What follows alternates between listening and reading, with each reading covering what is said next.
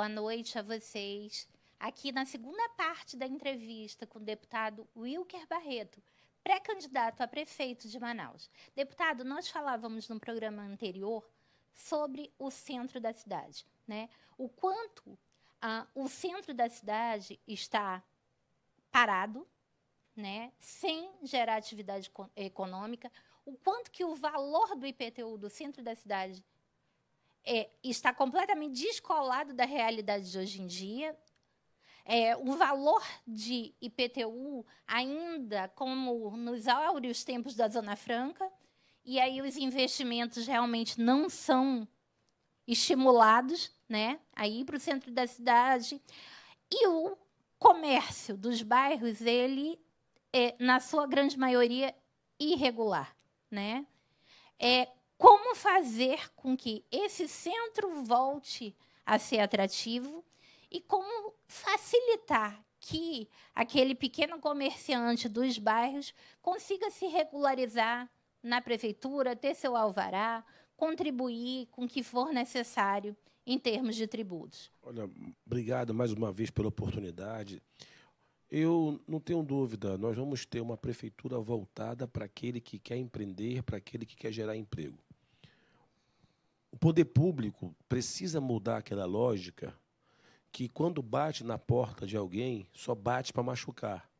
Quando a prefeitura bate na tua porta, ela não bate para te oferecer, ela não bate na tua porta para te ajudar, ela só bate para te multar. Nos bairros, nós vamos incentivar as regularizações. Nós vamos flexibilizar o plano diretor. Não tem como você querer impor a um microempresário, 3 vagas de estacionamento. Boa parte, 90% dos seus clientes não tem carro. Não, e hoje, com o boom dos carros de aplicativo, é completamente desnecessário vaga de estacionamento. Quase ninguém vai a qualquer estabelecimento dirigindo. Voltando ao centro, nós precisamos fazer um pacote de socorro. Hoje, eu não tenho dúvida que a nossa proposta de revitalização do centro é a desoneração de impostos como IPTU, ISS e alvará, para, com isso, estimular a economia. E como é que o município ganha? Ganha com a volta da economia através das transferências, porque cada loja que se abre são empregos que estão sendo ofertados. Deputado, eu vou lhe pedir para repetir como se faz essa transferência para o nosso telespectador entender direitinho como que esse dinheiro chega na prefeitura a partir da compra que ele faz no mercadinho, na loja de tecido, na livraria. Olha, a maior receita da prefeitura hoje não são dos impostos municipais, são das transferências. Transferências do ICMS. ICMS. E o ICMS, telespectador, é aquele tributo, aquele imposto que você paga quando compra alguma mercadoria. É um imposto de circulação de mercadorias e serviços. Então, quando você compra, quando sobra para você dinheiro, para você comprar alguma coisa que você queira, né? Não só, mas também o que é essencial também é tributado, né? Mas grande parte da arrecadação do ICMS, ela vem justamente dessas compras desnecessárias. Do consumo, né? Do consumo como um todo. Do então, consumo hoje, como um todo. Você ter um poder de consumo faz muita diferença na geração. Então, desonerando o centro, abrindo postos de trabalho, a economia movimenta. Ponto. Nós temos que atacar um outro problema aqui hoje, que não tem como. Nós vamos deixar no centro só os camelôs credenciados. Não dá para competir aquele empresário que está abrindo um negócio, pagando imposto, competir com aquele que não tem carga tributária. Então, o camelô hoje do centro já está todo mapeado. Mas, deputado, o senhor me desculpe a interrupção. Não vale mais a pena transformar em microempreendedor esse camelô e ele ter um lugar fixo, ele ter direito à aposentadoria, ele ter direito a... Mas eles já são. Já tem um mapa hoje dos camelôs. Sim, mas hoje ele vive sujeito à chuva, ao sol. Ele vive sujeito a uma série de fatores e um número de prédios desocupados no centro da cidade, que poderiam servir de shoppings populares, né? É um número absurdamente grande. Se tentou lá atrás e se gastou milhões nas galerias, sim, certo? Que, por algum motivo que isso precisa ser estudado, fracassou.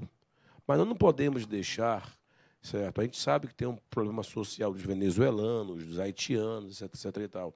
Nós não podemos deixar aqueles que não estão devidamente cadastrados e mapeados, porque isso gira uma concorrência desleal. Então, nós temos que deixar o centro dentro de um equilíbrio econômico, certo? E também resgatar uma outra questão que hoje abala o centro e afugenta o consumidor, que é hoje a questão social, a falta de segurança hoje, que se encontra no centro da cidade. E aí é que entra a questão da Guarda Municipal. A Guarda Municipal, que hoje tem um efetivo reduzidíssimo, de 400 homens, menos de 200 na ativa, que dentro daquele pacote de encontrar R$1 bilhão, nós queremos, até o final do primeiro ano, chamar 1.000 guardas. Lembrando, por que eu preciso de um ano? Porque os primeiros 6 meses eu vou fazer o concurso. Em 6 meses eu consigo encontrar os aprovados. E eu preciso de mais 6 meses para treinar. Sem dúvida. Porque você não pode armar alguém sem um devido treinamento. Ao final deste primeiro ano, nós vamos ajudar a segurança pública do nosso estado, da capital, como? Ponta Negra, atribuição da Guarda Municipal. Centro da cidade, atribuição da Guarda Municipal. Os principais aparelhos turísticos de Manaus, atribuição nossa. Terminais de ônibus, nossa. Quanto mais aparelho nós ocuparmos, menor é a pressão sob a já combalida Polícia Militar. Então, me corrija se eu estiver errado, a Guarda Municipal vai trabalhar no caráter preventivo?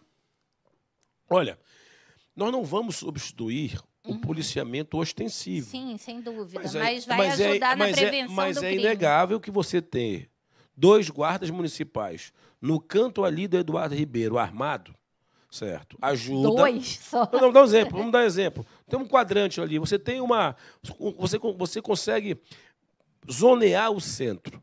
Você botar 2 guardas municipais armados, você, obviamente, ajuda. Se tiver uma ocorrência, eles irão agir, certo? Se tiver que efetuar a prisão, efetua e leva à delegacia.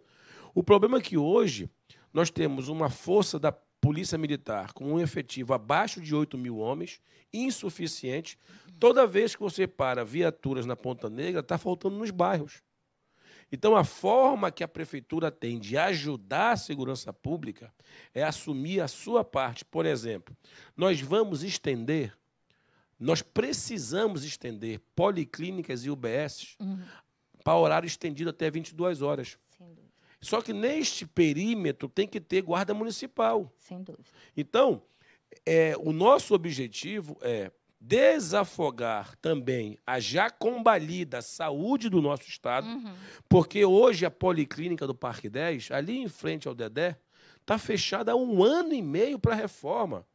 Quantas mamães tiveram que ir para o Joãozinho, para o Hospital da Criança, pegar 4, 5 horas de fila, porque a policlínica está de reforma? Essa é uma questão muito séria. As pessoas acabam levando ao pronto-socorro o que era para ser uma consulta de atenção básica. Acabam levando a criança para ter contato com uma série de vírus e bactérias desnecessários, porque a atenção básica lá não funciona. 5 horas da tarde fecha. A mãe não trabalha? Não, nem todo mundo pode justificar aquele dia. Muita gente que não trabalha de carteira assinada, ela vai perder o dia de trabalho. E para muita mãe, principalmente mãe solo, um dia de trabalho é um dia sem refeição. Concordo. Então, fora a questão social. Olha, mas para nós expandirmos as redes municipais um pouco mais tarde, precisa de recurso. Volta ao status inicial da dificuldade financeira. Todas as propostas que eu estou falando aqui no teu programa, Trícia, elas estão calçadas primeiro em encontrar o dinheiro. Sem dúvida. Sem recursos não se tem nenhum melhoral infantil contratado. É verdade. Agora, deputado, o senhor concorda ou discorda de mim que trabalhar é hábito? Quando as pessoas desistem de procurar emprego, elas não só acostumam a não trabalhar, a não terem renda, como ela também faz com que as gerações futuras achem que isso é o normal. Né? Então, a gente tem aqui uma série de telespectadoras que pedem ajuda. Como eu faço para encontrar uma vaga de menor aprendiz, de jovem aprendiz para o meu filho? Porque eu preciso trabalhar e não quero deixá-lo em casa, porque, na idade que ele está, é muito fácil ele ser recrutado para o crime. E aí nós temos os programas de esporte. A prefeitura parou. Certo? O esporte é um vetor de se evitar que o jovem seja dragado para as drogas. Quantos José Aldos nós perdemos? Sim. Hoje o futebol em Manaus virou uma coisa inexistente, né? Nós estamos aí com um time na Série B, do Amazonas. Quantos Neymar já perdemos? Sim. A política de combate à violência não é apenas equipar e armamento. E hoje as quadras das comunidades que a gente vê, elas só servem para ponto de droga. Antigamente, você foi nascido e criado no Parque 10, né? Você passava a qualquer hora do dia ou da noite, você via as crianças treinando, né? À noite, mais tarde, os jovens treinando, né? Brincando nas quadras. Passemos em uma quadra de um bairro hoje, o que nós vimos? Né? Uma escuridão e figuras sinistras. Se não estiver degradada, como é o caso da mini Vila Olímpica do Santo Antônio, recuperada por mim como presidente, hoje perdida de novo. Olha, eu gosto de ter ideias. Eu acho que nós temos que ter coragem. Quando você está prefeito de uma cidade, você tem que pedir pelo seu povo. Eu vejo ali o CSU do Parque 10. Aquela descida ali da Paraíba ali. Aquilo ali é o grande gargalo do trânsito de Manaus. E questão de mobilidade urbana também, porque o prefeito botou sinais inteligentes com amarelinho embaixo. Eu não entendo isso. Não tem. Entendeu? Então, a mobilidade urbana também precisa ser vista, o transporte. O assunto aqui, nós temos matéria para transporte, para modal de transporte. Nós vamos rever os contratos com os empresários, nós vamos acabar com esse negócio de bilhetagem, está na mão do empresário. Nós vamos trabalhar de forma compartilhada. Manaus só tem o transporte... O modal, o transporte, ônibus. O senhor teria algum projeto para outro modal? Olha, eu sempre digo o seguinte, uma vez prefeito de Manaus, a primeira coisa que eu iria fazer, procurar o governo federal, certo? Não tenho nenhum problema de procurar, apesar de ter minhas divergências políticas, não pessoais com o governador, uma vez prefeito de Manaus, o governo também tem obrigação de ajudar Manaus. Manaus não tem sozinho capacidade de mudar de modal, sem empréstimos e aportes. O governo federal tem uma obrigação com as 100 maiores cidades, porque eles são muito eficientes para emprestar dinheiro para Angola, para Cuba, para países que precisam, mas nós precisamos mais aqui. Isso é um assunto delicado. Eu vou pedir um minutinho de comercial e a gente volta já.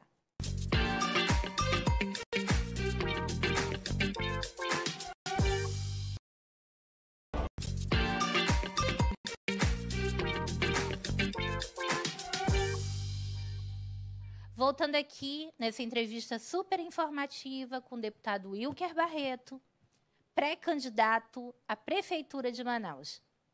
Deputado, nós estávamos falando sobre mobilidade urbana. Eu lhe peço que conclua o seu raciocínio. Bem, a questão do transporte. Nós temos que ter hoje o maior controle sobre a questão do modal transporte coletivo. Nós temos que rever o marco temporal, está 10 anos defasado. Nós temos que rever contratos, tempo de espera de um ônibus para o outro. Trazermos, de fato, o transporte de Manaus para a palma da mão. Porque hoje você sabe a hora que o seu aplicativo chega. Nós temos que... Por que o usuário tem que ficar meia hora, 40 minutos se expondo numa parada à noite, certo? Se ele pode ter isso com mais precisão. Porque tem Cadê o Meu Ônibus, que é um projeto da prefeitura que iniciou, mas ele não é um projeto ainda de boa qualidade. Voltando ao assunto ônibus, né? Não só a questão do tempo de espera, das paradas de ônibus que não têm segurança, nem apresentam conforto térmico, proteção para chuva, enfim, mas a segurança nos ônibus é completamente complicadíssima, né? As pessoas hoje, elas às vezes pesam se é melhor não ir trabalhar a pegar ônibus todo dia. Eu conheço uma série de telespectadores que proíbem, pedem, imploram para os filhos não trabalharem como motoristas de ônibus pela questão de o transporte coletivo está dominado pelos assaltos. Existem pontos certos que são bem frequentes de assaltar. E eu pergunto, e esse mapa do calor, dos assaltos, a segurança pública do Estado do Amazonas não sabe? A Guarda Municipal pode ajudar nesse sentido, mas a gente não pode assumir isso. Mas, por exemplo, hoje, tu tem hoje os terminais hoje abandonados. Mas deputado, eu me recordo de um projeto também, de uma mensagem de segurança, de um SOS nos letreiros, de um botão de emergência, que seria uma coisa muito simples de resolver com as empresas de ônibus, de que se sinalizasse quando aquele ônibus estivesse em perigo. Qual a dificuldade de exigir que as empresas coloquem esses botões de emergência para que seja facilmente visualizada por qualquer viatura que passe? Nós temos uma proposta porque é questão de boa vontade de querer fazer os empresários. Você consegue hoje, de onde você quiser, acompanhar a sua casa em tempo real. Por que a frota hoje não é monitorada por câmeras?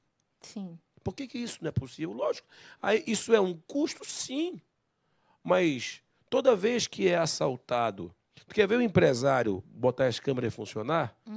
É quando nós passarmos o custo do assalto para os empresários. Sim. Aí funciona. Porque hoje está muito cômodo.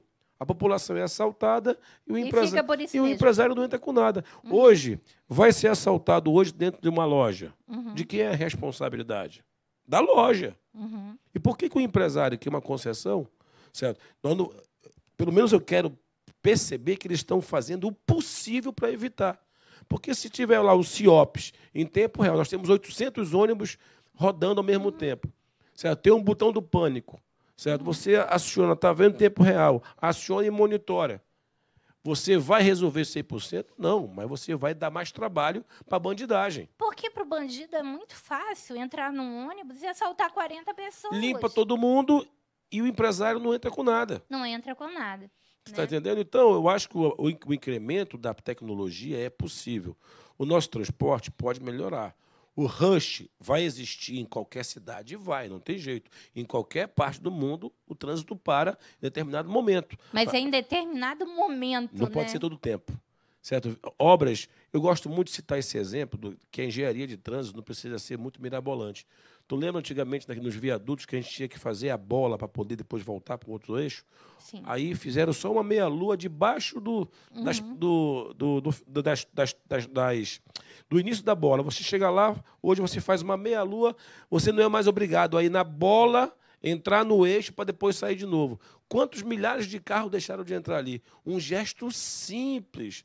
Muitas das vezes, o caminho para a solução do trânsito é se você fazer uma artéria lateral do que fazer um viaduto que custa 50 milhões de reais. E isso é uma coisa muito complicada, porque você tem muitos carros que circulam em vias, nas principais vias de Manaus, que só podem fazer o retorno no final daquela via. Quer dizer, congestionando, porque nós não temos mais... Tem um amigo nosso que costuma chamar, dizer que Manaus ela é acometida por uma entidade que bate aqui chamado Caboclo Tranca-Rua. Porque, se você olhar todas as principais ruas da cidade, elas não têm meia-lua, não tem bola, não tem ponto de retorno. Se você passar uma rua, você vai parar no final. Então, você tem um número absurdo de carros dando voltas e voltas e parando e congestionando aquele trânsito, quando ele poderia ter entrado só aqui, na lateral. E nós vamos melhorar a mobilidade também na questão do asfalto, só acabando com o desperdício que acontece hoje na Secretaria Municipal de Infraestrutura. O problema de Manaus hoje chama-se hoje descontrole de contas, falta de prioridade na hora das ações e não ver uma cidade dentro de uma ótica econômica. Para mim, aquele rapaz que está assaltando lá, se tu pegar 2, 3, 4 anos antes, ele foi fruto de uma ausência de políticas públicas, certo? O esporte não prendeu ele, o menor aprendiz não prendeu ele, as oportunidades não prendeu ele, ele virou o quê? Um alvo fácil.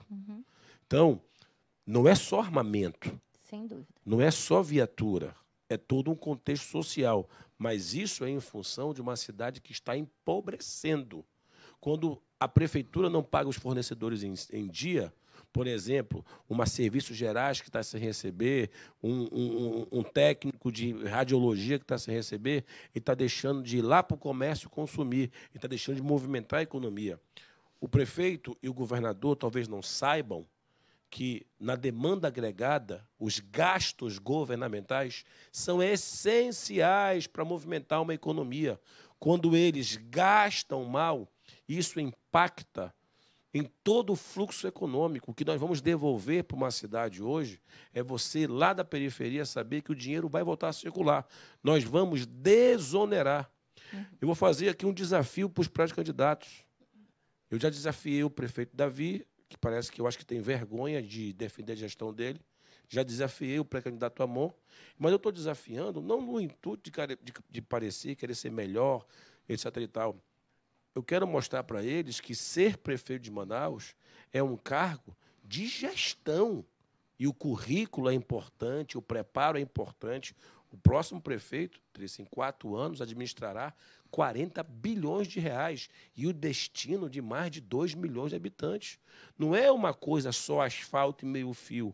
É gerenciar uma empresa complexa, é fazer esse dinheiro movimentar. E eu estou vendo todo mundo achando que ser prefeito de Manaus é uma coisa que é prazerosa, não, é trabalhosa, é um desafio. Isso consome, isso você precisa ter um quadro técnico bom, e eu vejo... A prova disso é que você não vê nenhum grande empresário se candidatar a prefeito. É difícil, é difícil porque como empresa, Manaus é uma gestão complicada. Manaus hoje, eu vou fazer um comparativo, é Lojas Americanas da vida. Que já foi um blue chip... E hoje ela está como varejo, um péssimo negócio. Está em concordato, certo? Então, mais ou menos isso. E como é que você tira uma empresa da concordata, da falência? Com uma gestão de controle de gasto muito severa. No caso do serviço público, o que a população quer é apenas os serviços de volta. Eu falei hoje para um amigo meu o seguinte: se eu chegar ao final de uma gestão com 4 bilhões em caixa... Pô, Will, que você deixou 4 bilhões em caixa na prefeitura. Eu falei, eu sou um péssimo gestor. Ele entendeu. Mas por quê?